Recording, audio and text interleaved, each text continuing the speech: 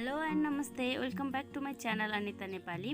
आजको सिकौँ र सिकाउमा मैले हजुरहरूलाई कसरी चाहिँ हामीले लेटर कर्भ गर्न सकिन्छ भनेर देखाउन गइरहेको छु। कन्टेन्टमा जानुभन्दा अगाडि आजको सर्ट आउट मन्जुल मिठोज, Samita real life vlogs, Santosh निक्लेख्यु, धेरै धेरै बधाई उहाँहरूलाई।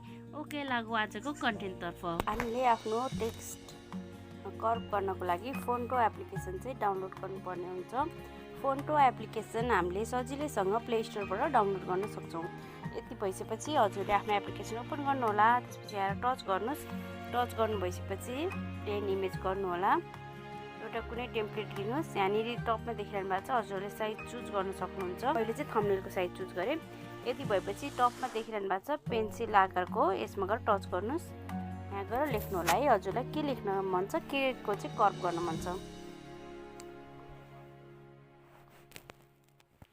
यति भएपछि यसलाई टच गर्नु होला टेक्स्टलाई। यहाँ साइडमा आउनुहोस्, यहाँ कर्भ भन्ने देखिरहनु भएको छ, कर्भमा जानुहोस्। यो प्लसमा थिच्न चाहनुहुन्छ कि माइनसमा थिच्न चाहनुहुन्छ, हजुरको चोइस हो है। ओके, साइज चाहिँ धेरै ठुलो भयो, सो साइज चाहिँ घटाउनु होला। साइजमा टच गर्नुहोस्। ओके, कर्भ चाहिँ धेरै भयो जस्तो छ। ओके, यसरी चाहिँ हजुरले आफ्नो टेक्स्ट कर्भ गर्न सक्नुहुन्छ आइफोन र एन्ड्रोइड मोबाइलमा है। कस्तो लाग्यो भिडियो, प्लिज लाइक, सेयर अनि सब्सक्राइब गरी बेल आइकन थिच्न नभुल्नु। यस्तै खालको भिडियो चाहिँ म लिएर आइरहनेछु। Thank you for watching. See you next.